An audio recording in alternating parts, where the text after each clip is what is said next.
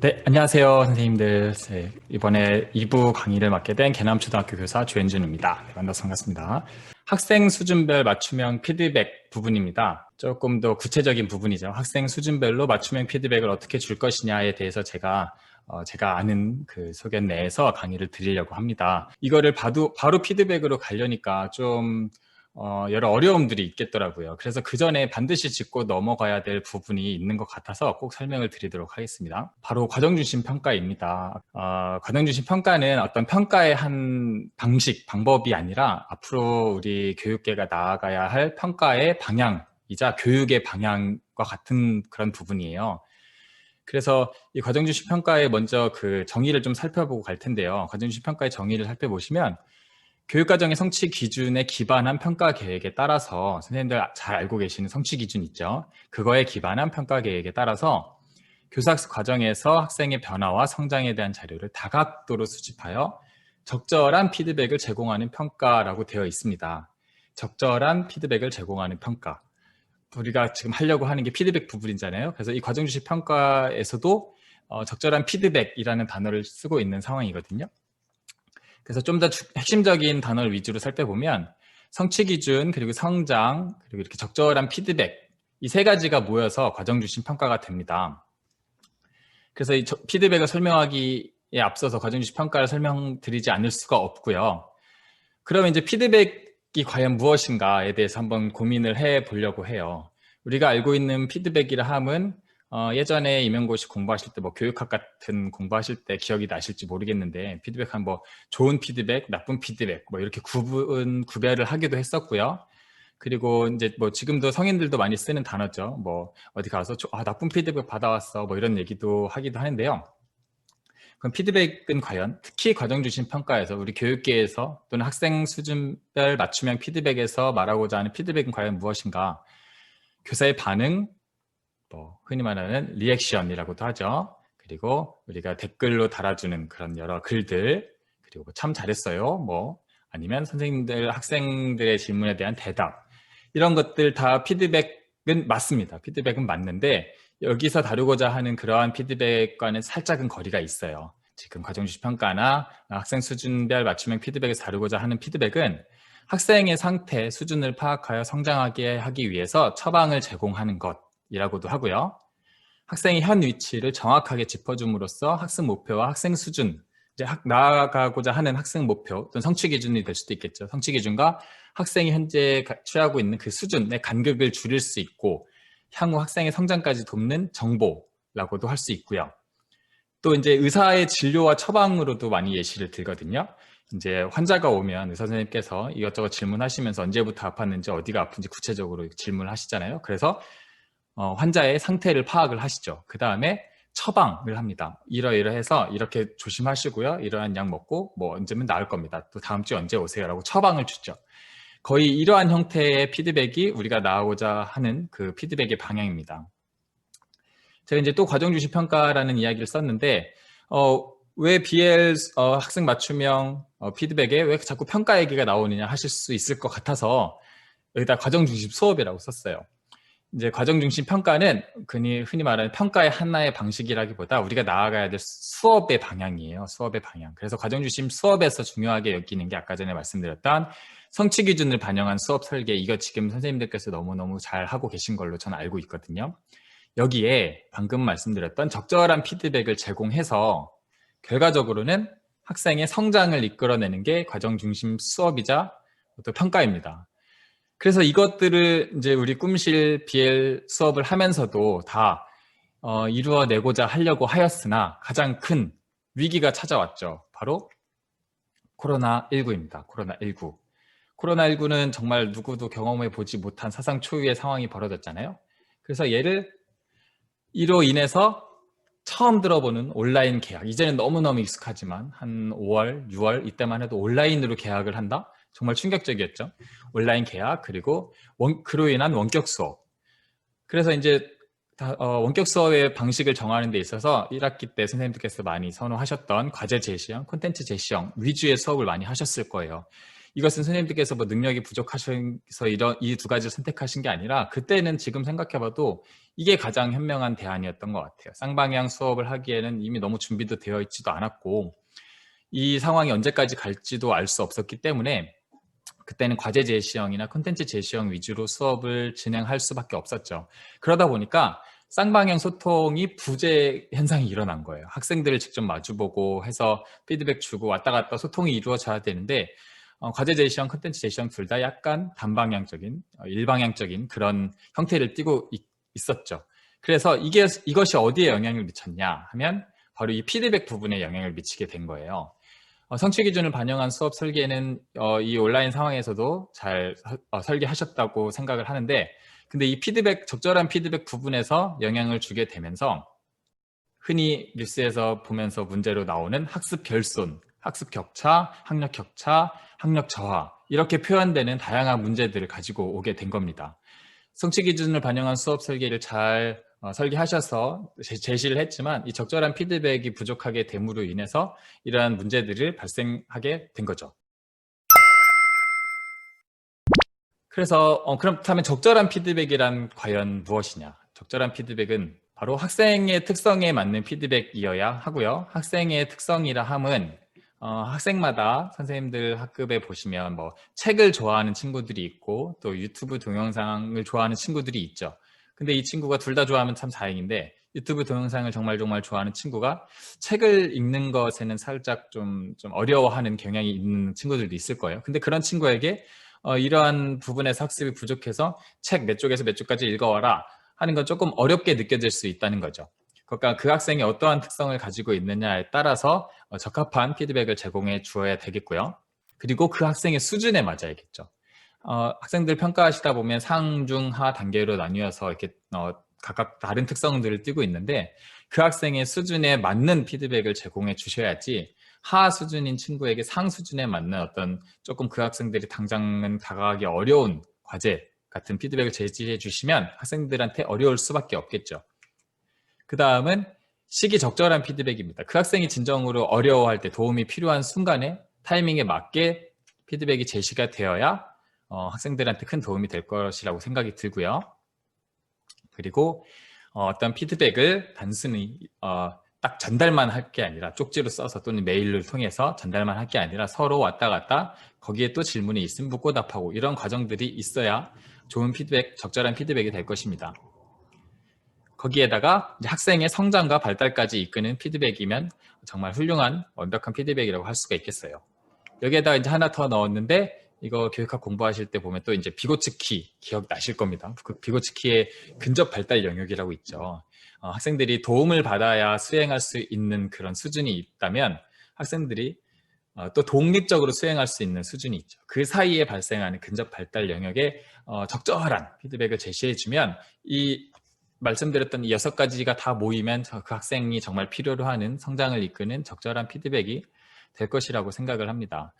그래서 이 빨간색 표시에 놓은 것들을 보니까 학생의 특성에도 맞아야 되고 학생의 수준에도 맞아야 되고 소통도 해야 되고 학생의 성장도 이끌어야 돼요. 그러니 이것들이 하나하나 모여서 만들어진 게 결국에 바로 우리가 이번 주제에서 다루고자 하는 학생 수준별 맞춤형 피드백이 나오게 된 거예요.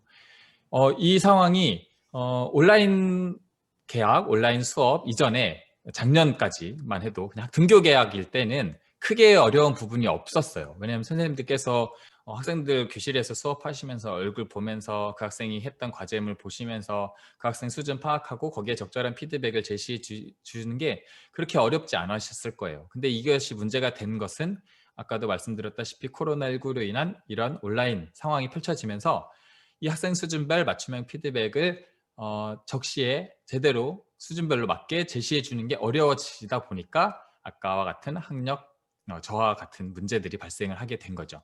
그래서 이러한 요구들, 이러한 필요에 의해서 학생 수준별 맞춤형 피드백이 나오게 되었다. 그래서 이것을 다뤄보고자 합니다. 그러면 사실 피드백의 형태는 이렇게 다양한 형태를 띠고 있어요. 뭐 가정통지표 제공하는 것도 당연히 피드백이 되고요. 진술문, 개별 면담, 모범 답안, 문제풀이 제시 이런 것들, 전체 학급에 대한 공통적 피드백 다 피드백의 다양한 형태인데 우리는 이 중에서 주로 이쪽 부분, 빨간색 표시한 부분을 중점으로 좀 다뤄보고자 하고요. 상황 자체도 가급적이면 온라인 상황에서의 학생 수준별 맞춤형 피드백에 좀 집중해 보려고 해요. 아까도 말씀드렸다시피 교실 상황에서는 이미 잘 해오셨고 훌륭하시기 때문에 조금 어려운, 우리가 어려워하는 온라인 상황에 좀 더 집중을 해보고자 합니다. 그래서 제가 학생 수준별 맞춤형 피드백 길라잡이라고 써봤는데요. 제가 쓰면서도 살짝 좀 고민은 많이 했어요. 제가 뭐 그렇게 많이 안다고 길라잡이라는 표현을 써야 되나라고 생각했지만 지금 생각으로는 마땅한 대안을 찾지 못해서 일단 이렇게는 썼습니다만 제가 그리고 저희 팀이 꿈실 BL 블렌디드 그 장학 자료를 만들면서 팀원끼리 정말 협의를 많이 했거든요. 협의를 많이 하면서 느낀 바를 요약을 해서 말씀을 드려보려고 합니다. 잠깐 번외 이야기면 저희가 이번에 꿈실 팀을 하게 되면서 아까 저희 배수영 선생님께서 말씀해 주셨듯이 팀 단위로 많이 모였어요. 모이다 보니까 정말 생각지도 못했던 아이디어들이 쑥쑥쑥쑥 나오더라고요. 그래서 집단 지성의 힘이 무엇인가, 꿈실 팀 단위 꿈실 팀의 힘은 무엇인가, 뭐 흔히 말해 또 교환학습 공동체의 힘은 무엇인가 이런 걸 너무 잘 느꼈고 그로 인해서 하나로 정리된 길라잡이의 형태를 띠는 제가 매뉴얼 도움말을 드리도록 하겠습니다. 첫 번째 스텝 1입니다. 계획을 세우자입니다. 계획을 세우자. 제가 칸에 맞춰서 쓰다 보니까 이렇게 계획을 세우자 좀 단순하게 썼는데 구체적으로는 피드백 계획을 세우자이고요. 좀 더 나아가서는 평가 계획을 세우자예요. 평가 계획을 세우자. 계획을 세워서 상인 친구, 중인 친구, 하인 친구들한테 각각 어떻게 다른 피드백을 어떠한 형태로 줄 수 있을까를 미리 고민을 하시고 계획을 세워 놓으면 실제 그 현실에서 훨씬 더 쉽게 발휘가 됩니다. 머릿속에만 있는 걸로는 조금 어려우세요. 왜냐하면 온라인 상황은 우리가 이것 말고도 생각할 것들이 너무 많거든요. 그래서 계획을 세우셔서 이 계획을 통해서 학생의 성장을 도모할 수 있을 것 같다는 생각이 들었어요. 하인 단계, 중인 단계, 상인 단계 다 각각 다른 맞춤형 피드백을 주어야 되기 때문에 즉흥적으로 하기는 좀 어렵다는 생각이 들었습니다.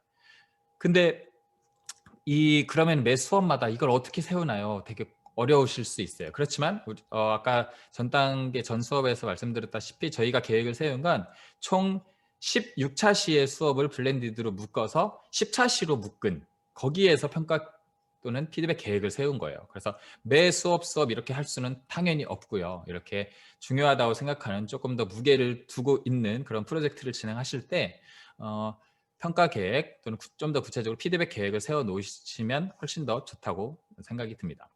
그래서 하, 중, 상인 친구들한테 어떠한 방식으로 어떠한 내용의 피드백을 줄 것인지의 계획을 세웠다면 그 다음은 이 학생이 하인지 중인지 상인지를 판단을 하셔야 되잖아요. 그렇기 때문에 학생을 파악하셔야 됩니다. 계획만 세워놓고 이 학생이 하, 중, 상인지를 판단을 못하면 적절한 피드백을 제공할 수가 없겠죠. 그래서 학생을 반드시 파악하는 단계가 들어가야 되고요. 이 단계를 통해서 학생 맞춤형이 될 수 있다고 생각합니다.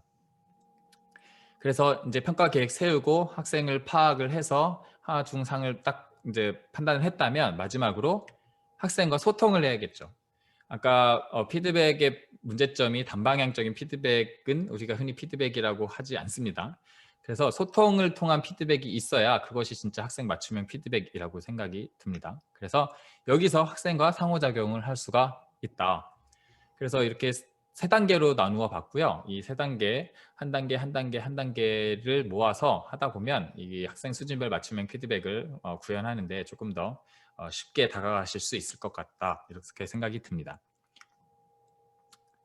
그럼 첫 번째, 계획을 세우자 단계입니다. 이 단계에서는 구체적으로 어떤 계획을 세우라는 거지? 라고 생각하실 것 같아서 예시를 준비했어요. 이게 그 블렌디드 장학 자료에 실린 저희 팀에서 만든 피드백 계획이자 평가 계획이거든요. 먼저 좌측에 보시면 아까 전에 총 3개의 활동으로 구분을 했어요. 활동 1에서 3차 시, 활동 2, 3차 시, 활동 3에서 4차 시. 그 중에 활동 1에 적용되는 평가 과제, 에너지 숨은 그림 찾기. 이게 활동 1에서 해당이 되는 평가 과제거든요. 그래서 이것을 보시면 이 성취 기준에 도달하게끔 하기 위해서 우리는 발표하기와 조사하기 두 가지 평가를 하기로 했어요. 그래서 발표하기 단계에서 이제 채점을 하려면 상, 중, 하로 미리 기준을 세워 놓은 거죠. 채점 기준. 그래서 상 같은 경우에는 지금 여기가 생물이 살아가거나 기계를 움직이는데 에너지가 필요함을 알기, 이 부분인데 상인 친구들은 필요함을 알고 얘도 들어가면서 자세히 설명할 수 있다. 중인 친구들은 자세히 예를 들어서까지는 아니지만 설명을 할 수 있다. 그리고 하인 친구들은 필요함에 대해 잘 알지 못한다. 이렇게 구분을 해봤어요.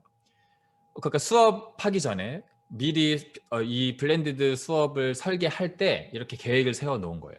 그 다음에 조사하기에서는 놀이공원에서 에너지의 형태를 5가지 이상 조사할 수 있다.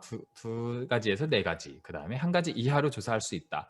이렇게 사전에 계획을 해 놓았습니다. 그럼 이것만으로 되지 않겠죠. 왜냐하면 여기에는 어떠한 피드백을 줄지가 계획되어 있지 않잖아요. 그래서 여기에 이어지는 이 표가 이겁니다. 이제 실제 문서에서는 이게 위에 있고 아래에 있어서 같이 붙어 있는데 지금 여기 보여드리려니까 나눴습니다.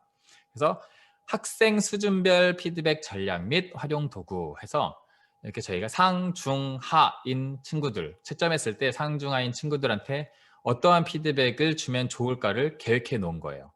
그래서 위에 칸에 보면 일종의 멘트죠. 일종의 멘트. 이 학생들한테는 이렇게 이렇게 해서 더 조사해 보면 좋을 것 같아요. 좀 더 심화 학습의 의미죠. 이러면 좋을 것 같아요라고 멘트에 예시를 든 겁니다. 뭐 대본이라서 이것을 그대로 읽어주는 것은 당연히 아니고요. 이러한 형태로 말을 해주면 이 학생들한테 더 도움이 되겠다라고 구상을 해 놓은 거죠. 그리고 중 같은 경우에는 여기 뭐 자세히 예를 들어 설명하지 못하고 에너지 형태는 2가지에서 4가지 정도 조사할 수 있는 수준이니까 이 학생들한테는 뭐 몇 가지 더 찾아볼 수 있을까요? 하면서 이렇게 예시를 직접 보여주고 하는 이러한 이런 어떤 말을 해줄지를 계획을 세웠고요. 하인 친구들한테도 그 수준에 맞는 이 하인 친구들한테 갑자기 상인 친구들 예를 들어가면서 설명해 보세요라고 하면 너무 어렵잖아요. 그래서 그 학생들이 하인 친구들이 중단계 정도까지는 성장할 수 있게끔 하는 그러한 말들, 적절한 수준별 피드백 전략을 여기다 세웠고요. 그 이제 밑에 있는 칸이 어떻게 보면 더 중요한 거죠. 오프라인 그 학교에 등교했을 때에서는 필요하지 않은 그런 상황, 왜냐면 그때는 그냥 그 자리에 가서 학교 학생 앞에서 말해주면 되니까요. 근데 여기는 온라인 상황이기 때문에 온라인에서 할 때 어떠한 형태로 이 추가 과제 또는 추가 피드백을 어떠한 형태로 주는 것이 효과적일까라고 생각을 해본 거예요. 그래서 비밀 상담방 쪽지 기능을 통해서 주는 것이 더 효과적이라고 느낀 부분도 있고요. 또 이럴 때는 그냥 차라리 줌 화면 공유 통해서 보여주는 게 낫다고 느끼는 부분도 있었고요. 그다음에 줌 비공개 쪽지, 왜냐면 하인 친구들 같은 경우에는 살짝 좀 조금 비밀스럽게 하는 게 좀 좋겠다는 생각이 들어서 이렇게 어떠한 형태로 하면 좋을지까지 총 2칸으로 나눠서 구별해서 계획을 한 겁니다.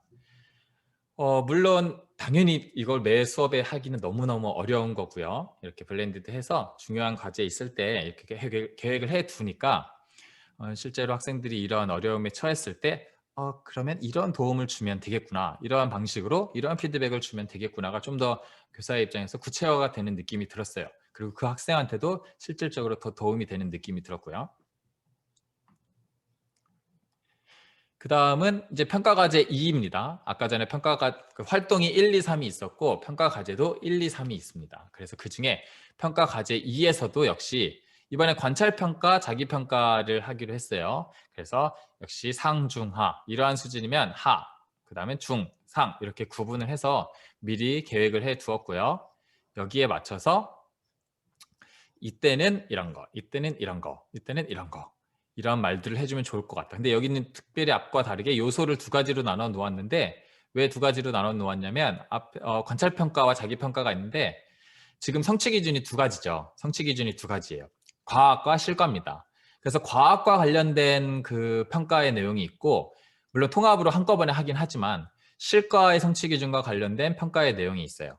그러니 2개가 이제 과학 분야에서 그 상중하가 나올 것이고 실과 분야의 상중하가 나올 거란 말이에요. 그러니까 피드백을 해줄 때도 약간 과학 분야와 실과 분야로 두 가지로 나누게 된 거죠. 그래서 이러한 말들을 해주면 좋겠다, 이러한 도움말을 주면 좋겠다라고 계획을 세웠고요. 여기에 따라서 이 방식, 패들렛, 유튜브, 줌 소외실 각각의 그 피드백 전략에 따라서, 그러니까 피드백 말, 도움이 되는 말의 형태에 따라서 또는 영상을 보여주느냐, 말을 해주느냐, 아니면 어떤 종이 자료를 보여주느냐에 따라서 피드백 활용 도구가 달라질 수 있다. 그래서 이것들이 즉흥적으로 딱딱딱 되지 않기 때문에 사전에 계획을 해두시는 게 좋다 해서 첫 번째 스텝이 바로 계획을 세우자 단계입니다.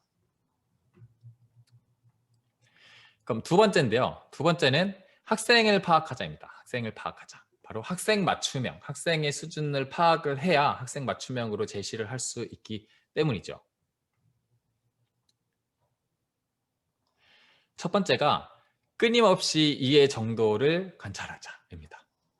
끊임없이 학생의 이해 정도를 관찰하자. 이거 교실에서는 이미 되고 있는 상황이죠. 학생들 얼굴 보면서 수업하시잖아요. 우리가 파워포인트나 영상 자료 보여주실 때 TV를 켜시고 또는 칠판에서 필기를 하가면서 판서를 하에 가시면서 수업을 하실 때도 교사가 TV를 보고 있거나 아니면 칠판을 보고 있지는 않잖아요. 우리는 끊임없이 학생들의 얼굴을 보고 있는데 이게 온라인 상황에서가 조금 어렵다는 거예요. 이것을 그나마 가능하게 만든 게 실시간 쌍방향 도구, 이제 대표적인 게 줌이죠. 지금도 쓰고 있는 줌. 줌을 통해서 수업을 하시는데 줌과 일반 이학스터 또는 줌과 다른 패들렛과의 가장 큰 차이는 얼굴을 볼 수 있다는 점임에도 불구하고 학생의 얼굴을 보지 않으시고 또는 별로 신경 쓰지 않으시고 수업하시는 경우가 있으신 것 같아요. 그러면 학생 입장에서 보았을 때는 이것은 유튜브에서 올라온 강의를 하나 보는 것과 차이가 없습니다. 그래서 반드시 학생들의 얼굴을 계속 주시하시면서, 지금 제 얼굴이 보이시는지 모르겠는데 제가 이쪽에는 저희 파워포인트 자료를 띄워놨고요. 이쪽에는 선생님들 얼굴이 있으세요. 그래서 제가 계속 왔다 갔다 하는 게 여기 걸 잠깐 보고 계속 선생님들 얼굴을 보고 있습니다. 이게 습관이 된 건지 모르겠지만 이게 수업의 당연한 쌍방향이라고 생각이 들거든요.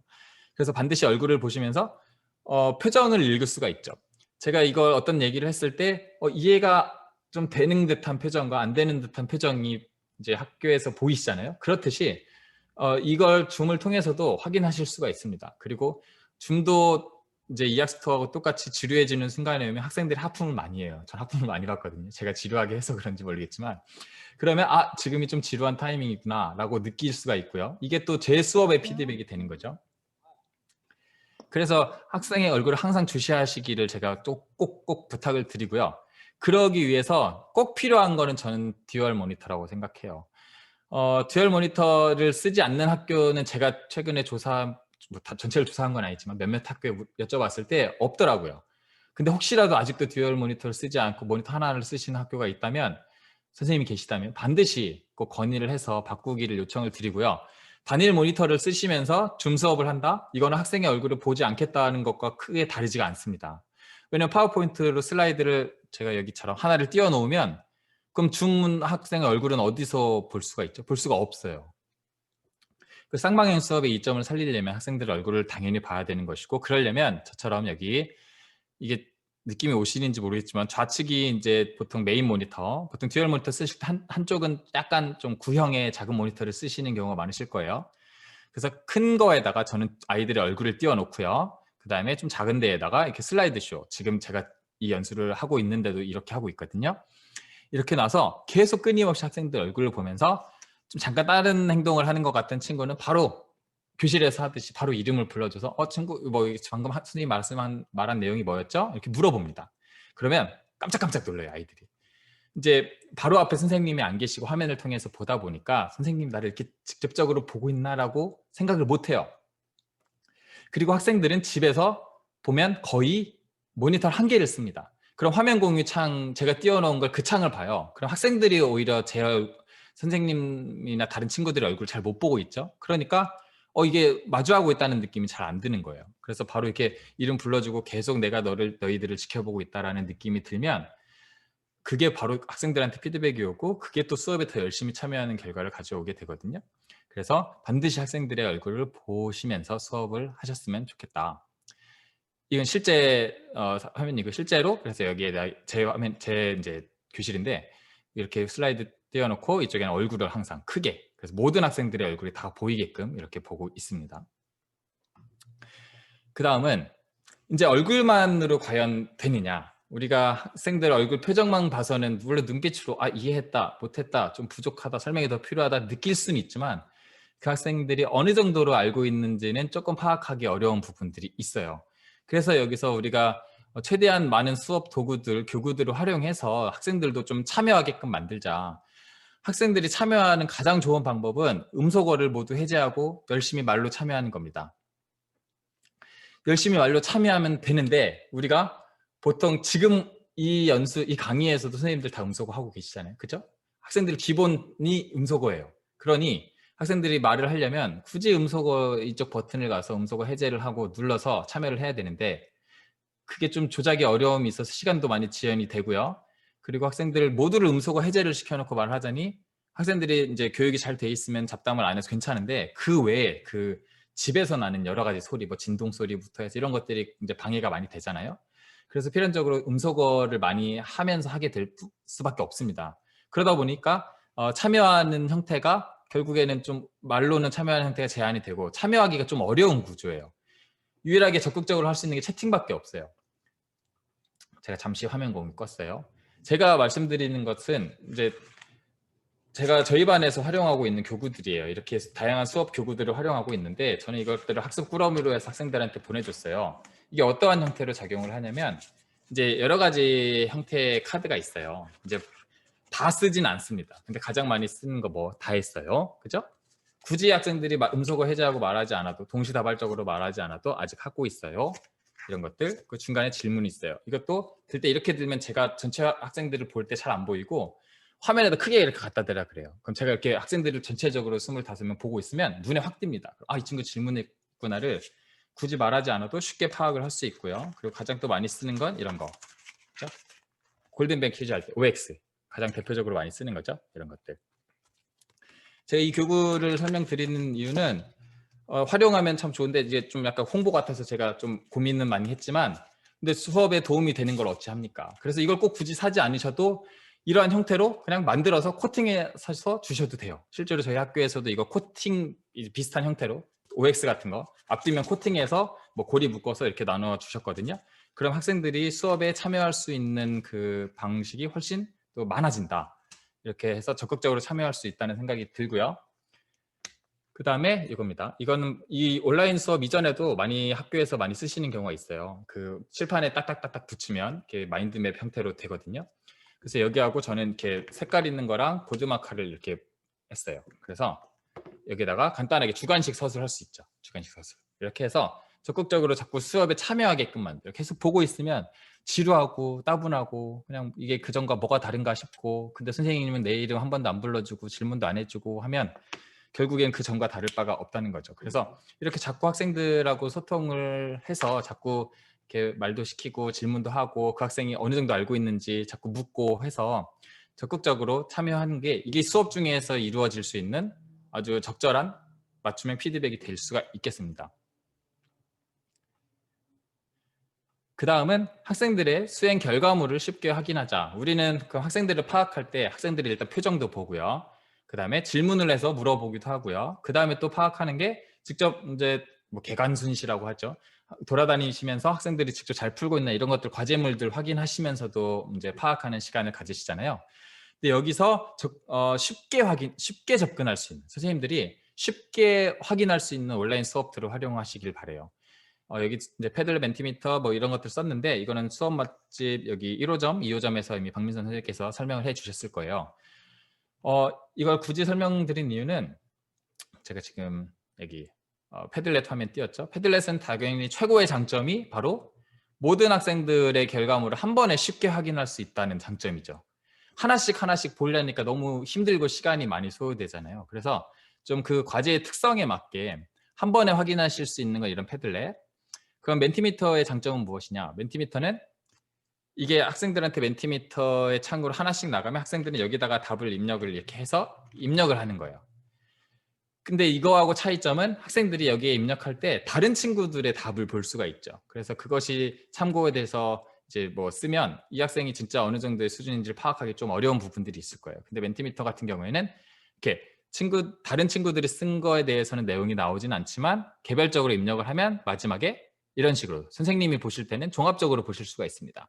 이제 여기는 익명으로 해서 그렇지 이름을 쓰게끔 하면 누구누구가 뭐 냈고 누구누구가 뭐 냈고 누구누구 뭐 냈고 이렇게 확인하실 수가 있어요. 그러면 학생의 과제물을 하나하나 보는 것보다 훨씬 수월하게 보실 수가 있죠. 한 번에. 그리고 클래스팅에서 이제 많이 이미 하고 계시죠. 그래서 앨범 만들으셔서 거기에 여기 클래스팅의 최대 장점은 학생 개인별로 그 과제물들이 축적이 된다는 점. 그죠? 그 자기 이름으로 된 앨범에 하나씩 넣으면 축적이 되니까요.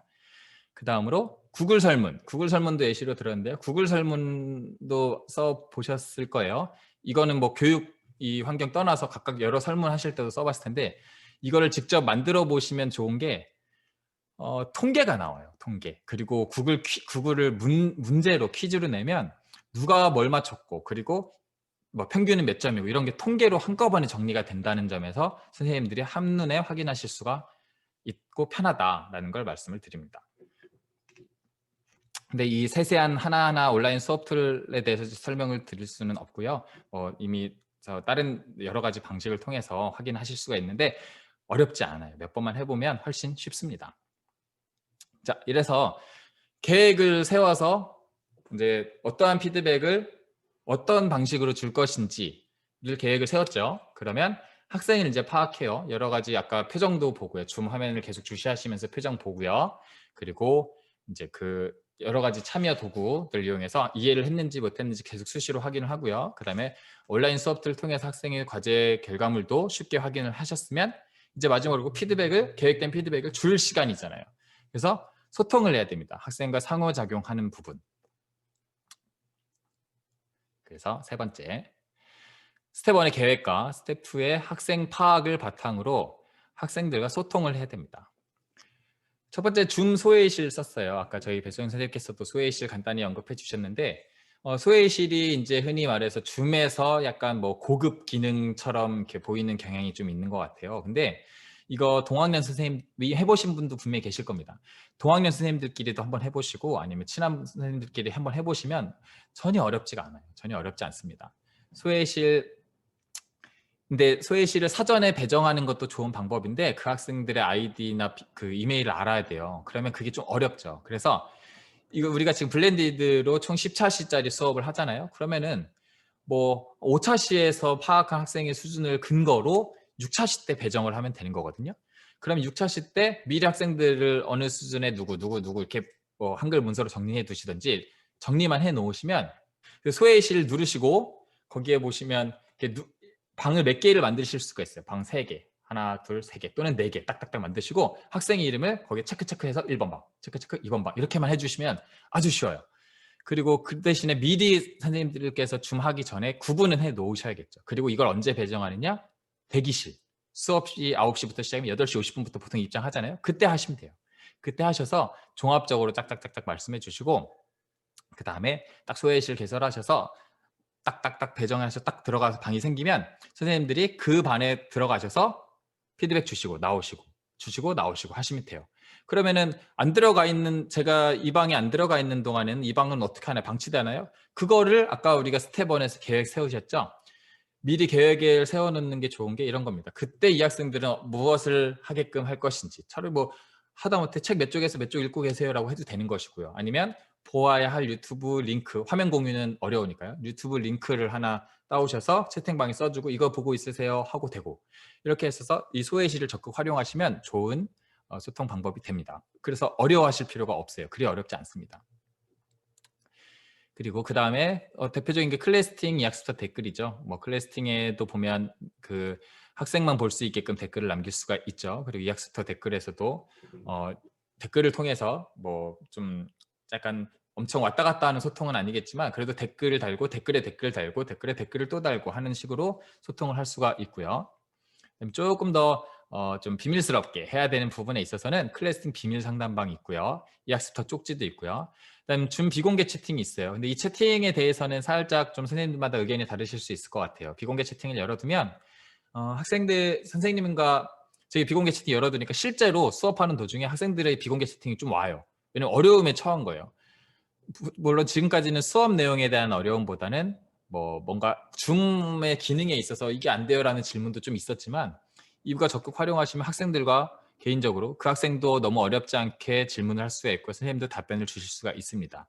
그렇지만 친구와 친구끼리도 비공개 채팅하면서 다른 짓을 할 수도 있다는 점은 좀 유념해 두시고요. 그럴 때는 역시 아까 배 선생님께서 말씀해 주셨죠? 팁, 소외실 다 녹화된다처럼 채팅 기록 다 남는다. 선생님은 다 볼 수 있어 라고 말씀해 주시면 됩니다. 그리고 상황에 맞게 이런 위에 있는 것들에도 불구하고 조금 어렵다. 사실 왜냐면 여기에 있는 위에 세 가지 방법들이 다 학생의 입장에서 학생이 직접 들어가서 확인하고 해야 되는데 안 들어오면 답이 없잖아요. 그래서 이러한 것들에도 불구하고 어려울 시에는 필요시 개별 전화를 할 수밖에 없지 않겠습니까? 그리고 실제로 그 지침에도 보면 이제 원격 수업이 일주일 이상 계속되는 경우에는 개별 연락을 또는 상황을 묻는 연락을 취하도록 되어 있죠. 그래서 이러한 다양한 방법들을 통해서 선생님들께서 적극적으로 좀 소통을 하신다면 좀 그래도 이 어려운 온라인 수업 환경에서 학생 수준별 맞춤형 피드백을 하실 수 있지 않을까 생각을 해보았습니다.